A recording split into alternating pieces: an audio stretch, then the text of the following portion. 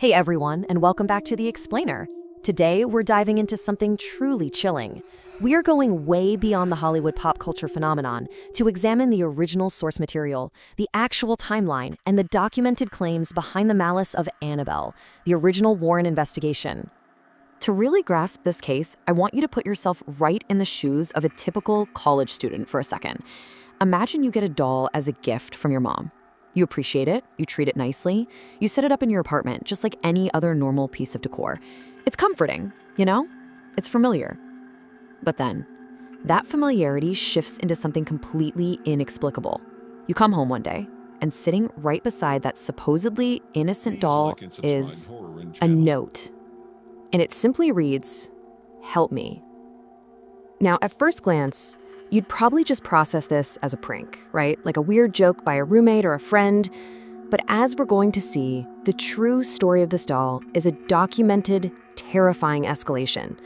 What starts out looking like a harmless prank actually morphs into an object moving entirely on its own, and eventually a situation where someone very nearly loses their life. It's a terrifying sequence of events. All right, Section 1, an innocent ragdoll, the 1970s beginning. Let's jump back to the 70s. The subjects of our timeline here are a college student named Donna and her roommate, Angie. Now, Donna loved dolls, so when she got this small rag doll from her mother, she happily gave it a spot in their shared apartment. And honestly, at first, according to the accounts, everything was completely normal. But the creeping pace of this haunting is really what makes it so unsettling. Day one, it's just a normal gift sitting in the apartment, nothing to report. But a few days later, the girls start noticing these slight shifts in the doll's posture. A different angle here, maybe a raised arm there. And they did what literally any rational person would do. They brushed it off as just a bad memory, but weeks later, the escalation hits hard.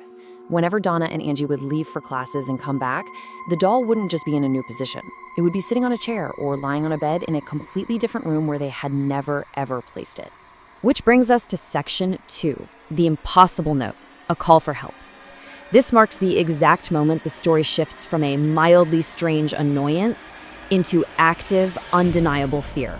So the girls come home from class and they discover that handwritten note. It just said, "Help me." But the true horror here actually lies in a bizarre physical detail. The note was written on parchment paper. And you see, neither Donna nor Angie owned parchment paper. It was physically impossible for that foreign object to just appear inside their securely locked apartment. Completely frightened and confused, they immediately started searching for answers. Desperate, they actually ended up contacting a psychic medium. And the diagnosis? The medium told them the spirit attached to the doll was just a young girl named Annabelle who was simply lonely and wanted to stay with them. Well, this created a profound but entirely false sense of security. Out of sheer compassion, Donna and Angie felt sorry for the child spirit, and they allowed the doll to remain in their apartment. And wow, that was a fateful decision that would change absolutely everything. Let's move on to Section 3, the phantom attacks, Lou's nightmare. Enter Angie's friend, Lou. Now, from the very beginning, Lou claimed this doll gave him a terrible, evil feeling, and he actively warned the girls to get rid of it. But his warnings went unheeded, leading to a truly terrifying sequence of encounters. Lou's encounter escalated with this horrifying precision. Step 1. One night he suddenly wakes up, completely frozen, experiencing severe sleep paralysis. He couldn't move a single muscle. Step 2. As he's staring across the static room, the environment shifts, and he sees the doll slowly approaching him. And Step 3. Frozen with fear, he reported feeling invisible hands physically wrapping around his neck. He struggled to breathe until eventually everything just went black. He woke up the next morning completely shaken, and the nightmare was still escalating. A few days later, while investigating some strange noises in the apartment, Lou felt a sudden burning pain across his chest. He looked down and found deep claw-like scratches right on his skin. This invisible threat had actually manifested into a physical bleeding attack. The whole lonely little girl theory instantly shattered. At this point, Donna and Angie finally knew they were dealing with something entirely sinister.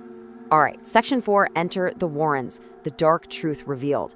Completely out of options at this point, the desperate roommates contact the now famous paranormal investigators, Ed and Lorraine Warren, hoping they can examine the case and finally uncover what was truly happening. And this right here is the terrifying twist of the entire narrative. On one side, we had the psychic's diagnosis, a lonely child spirit named Annabelle. But on the other side, the Warrens pulled the rug completely out from under the girls. Their diagnosis, a malicious supernatural entity was actively using the innocent facade of the doll just to gain their trust, with the ultimate goal of eventually possessing a human host. Section 5. Locked away forever. The journey home. Understanding the grave danger they were all in, the Warrens decided to just take the doll with them. But simply transporting this object proved to be a highly perilous endeavor. According to the Warrens, this entity actively fought back. During the drive, their car repeatedly malfunctioned. We're talking brakes failing, the steering locking up, putting them in immediate physical danger on the road. And these mechanical problems allegedly only stopped after they physically sprinkled holy water directly onto the doll. They literally had to actively pray over it for protection just to make it back to their base safely. To finally contain the malicious entity, the doll was locked inside a special glass case for safekeeping. And it's sitting in that exact state today, cementing its legacy as one of the most chilling paranormal stories ever recorded. I mean, we've tracked the entire progression here, from a normal rag doll just shifting on a bed, to an impossible parchment note, to a violent physical attack, and finally to its permanent imprisonment behind glass. So I want to leave you with one final thought. Would you ever keep a doll in your house after hearing the story? It really makes you think twice about the seemingly innocent objects we bring into our homes, doesn't it? Thank you so much for joining me today.